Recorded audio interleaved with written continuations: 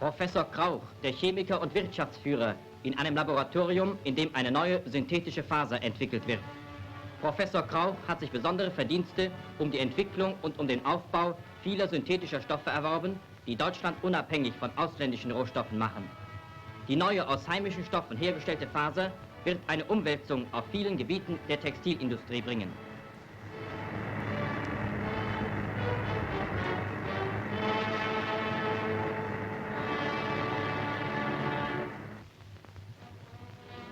In einem Städtewettkampf trafen die Frauenturnriegen von Berlin und Dresden zusammen. Überschlag am Pferd.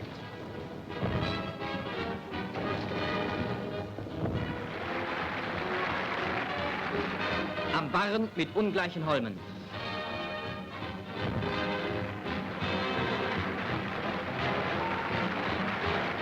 Kürübung.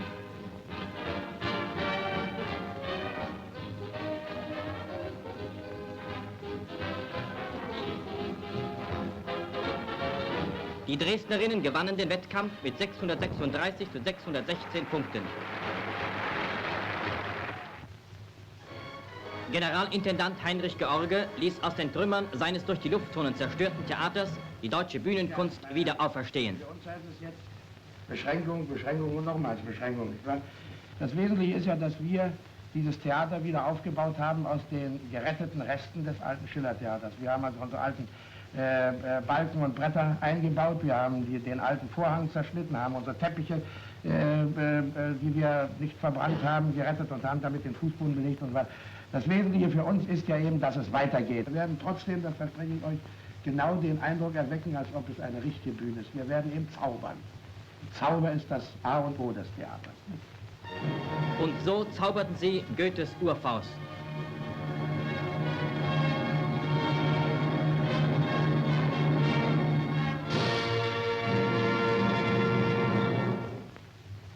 Hab nun, die Philosophie, Medizin und Juristerei und leider auch die Theologie durchaus studiert, mit heißer Mühe. Da stehe ich nun, ich armer Tor, und bin so klug als wie zuvor. Sagt grad, mein Herr, habt ihr noch nichts gefunden? Hat sich das Herz nicht irgendwo gebunden? Das Sprichwort sagt, ein eigener Herd, ein braves Weib, wie Gold und Perlen wert. Ich lasse dich nicht. Ihr heiligen Engel, bewahret meinen Sohn. Die Braut, Heinrich. Sie ist gerichtet! Heinrich.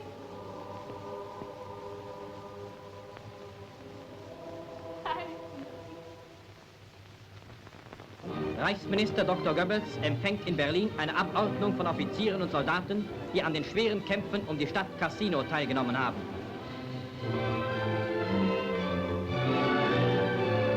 Ritterkreuzträger Oberst von Beer.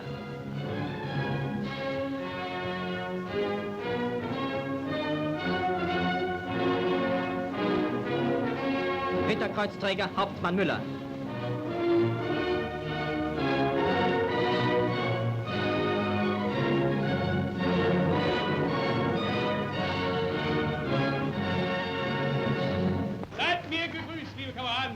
Heute habe ich einen besonderen Grund, mich zu freuen, denn obwohl ich hier nur Frontsoldaten begrüße, habe ich die große Freude, heute eine Abordnung der Casino-Verteidiger hier begrüßen zu können. Und es wäre schön, wenn die Kameraden mir das glauben würden und dass wir dadurch beweisen könnten, dass sie einmal aufstehen und einmal das Gesicht dorthin sagen. Das wäre sehr nett. Ja, weil die Jungs mal ansehen, die es hier so großartig machen jetzt.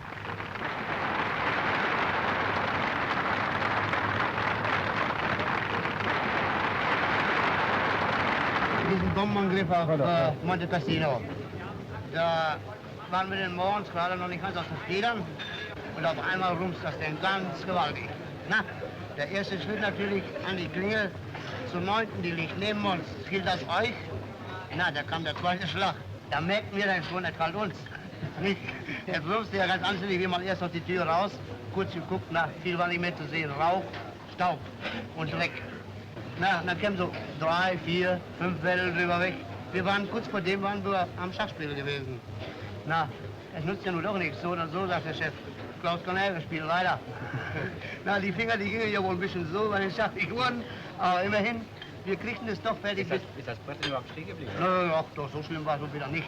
Also, na, jedenfalls, die Finger gingen schon so, aber unsere Partie haben wir doch mit der letzten Welle auch gut zu Ende gekriegt.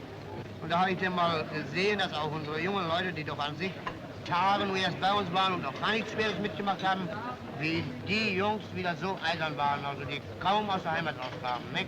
Was ist?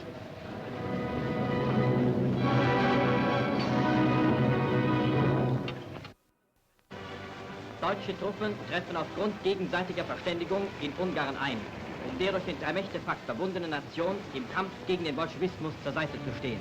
Auf dem Weg nach Budapest.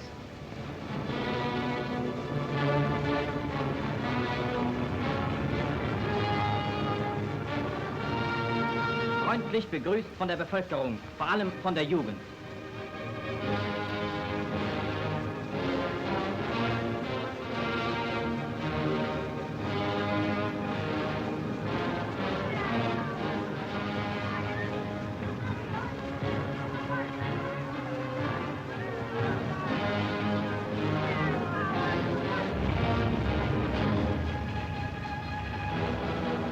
Ein Unteroffizier gibt Autogramme. Auf der Fischerbastei über der Donau.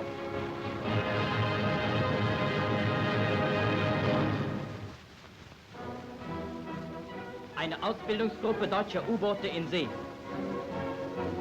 Das Zielschiff. Der Schießlehrer beim Unterricht.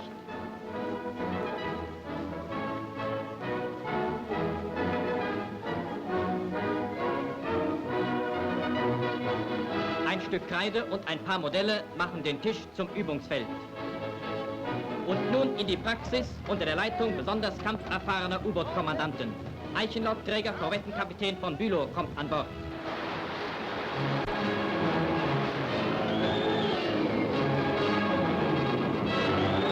Die Buchrohre werden geladen. Der Schießlehrer Ritterkreuzträger Kapitänleutnant Marquardt. Ein zukünftiger U-Boot-Kommandant. Das Zielschiff diesmal durch Seerohr. Es wird kriegsmäßig von Sicherungsfahrzeugen begleitet.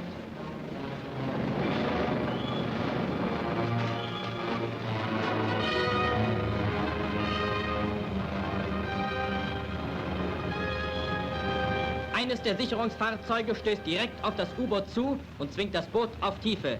Dieser Anlauf ist damit gestört.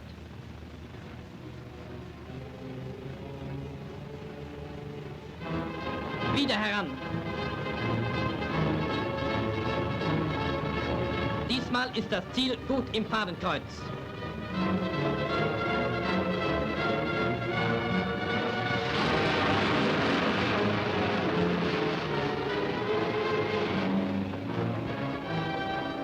Und so sieht sich die Sache von oben an.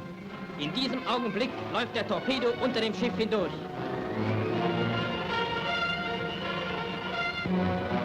Das Trefferergebnis wird zum U-Boot signalisiert. Neuer Anlauf und neuer Schuss. Durch! Ein Fangboot läuft hinter dem Übungstorpedo her, der weit hinter dem Zielschiff an die Oberfläche kommt. Die Qualmbuchse im Kopf des Torpedos hat den Standort des aufgekommenen Torpedos angezeigt. Er wird an Bord geholt. Die gesammelten Übungstorpedos werden in die Werkstatt gebracht.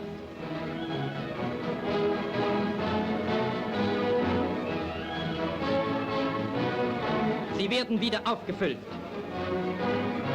Die Torpedos werden überprüft und von den U-Booten wieder an Bord genommen. Auslaufen zu neuer Übungsfahrt.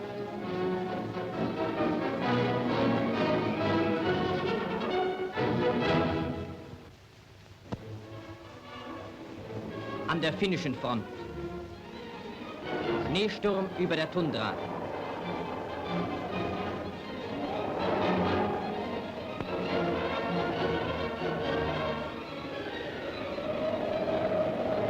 Neue Stellungen werden ausgehoben.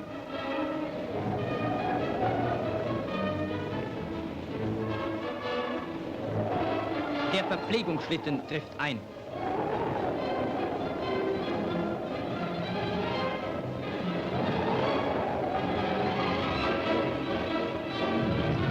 Ein Schneepflug in Tätigkeit.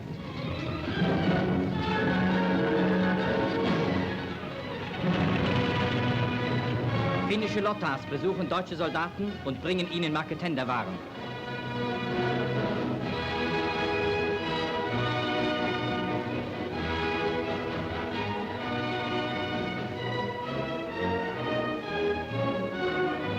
In einem Blockhaus am Kamin trinken unsere Soldaten mit den Gästen Kaffee. Ablösung in den Stützpunkten an der Liza.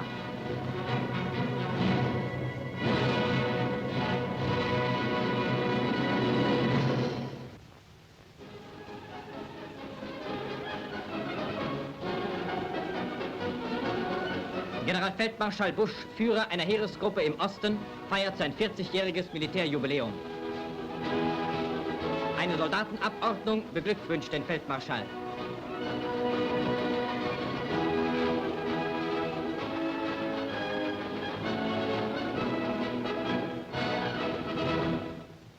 Der Kampf in den Pripyat-Sümpfen.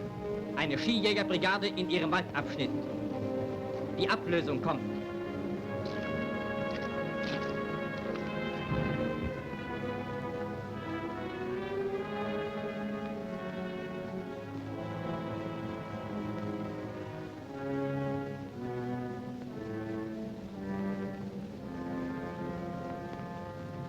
Der Kompaniechef geht seine Stellungen ab.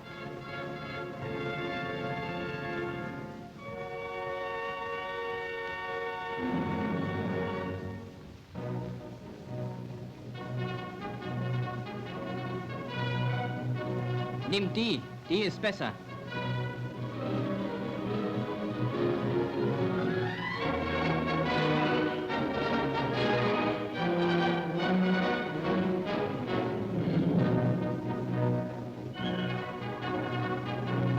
Und nun ein Schluck aus der Leuchtpatronenhülse.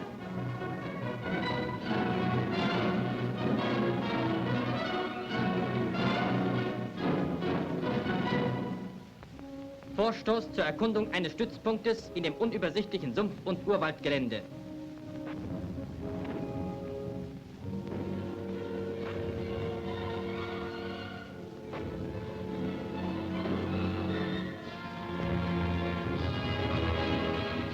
Feuerunterstützung durch Granatwerfer.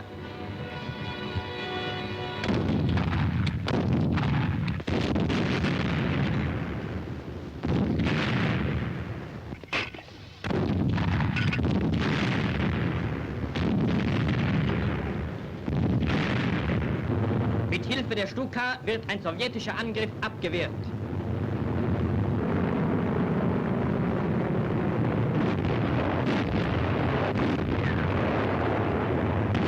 Ihre Einschläge liegen gut.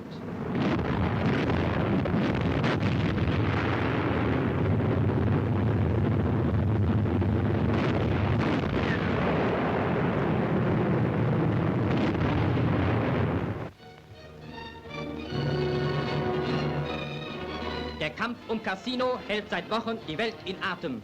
Mit einer ungeheuren Luft- und Materialüberlegenheit haben Amerikaner und Engländer immer wieder versucht, die Stadt endgültig in ihren Besitz zu bringen. Aber aus den Trümmern des Klosters und der Stadt schlägt ihnen eine tödliche Abwehr entgegen. In Häuserresten bauen sich unsere Soldaten Unterkünfte und Bunker.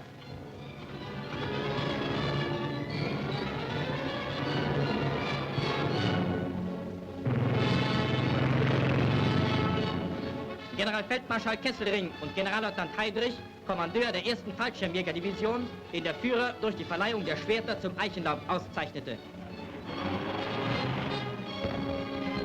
Die Einschläge feindlicher Jagdbomber.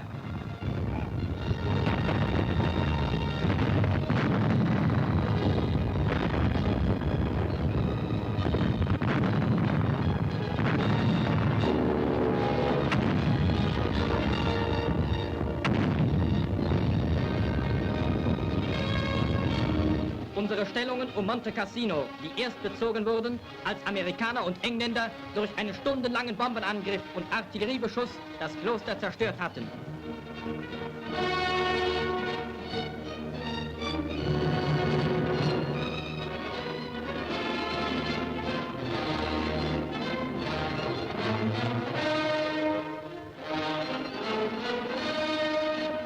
Blick aus den Stellungen vom Klosterberg auf das hart umkämpfte Talgelände.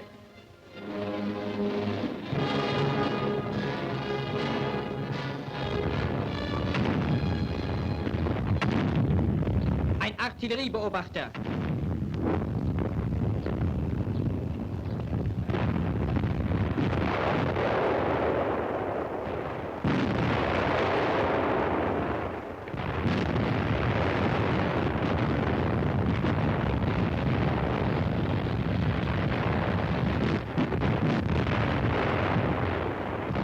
Mit der Artillerie greifen immer wieder die deutschen Werfer ein, die bei unseren Feinden als eine gefährliche Waffe gelten.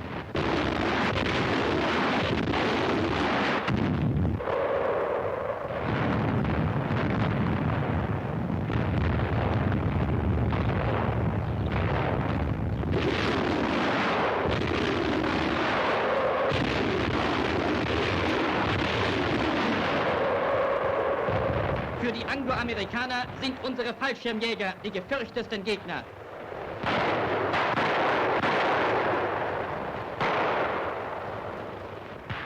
Diese amerikanischen Bilder zeigen, wie die andere Seite den Kampf in Süditalien sieht. Die Straßen- und Häuserkämpfe haben vor allem in Cassino eine Unerbittlichkeit angenommen, die beim Gegner den deutschen Verteidiger zu einer fast sagenhaften Gestalt werden ließ.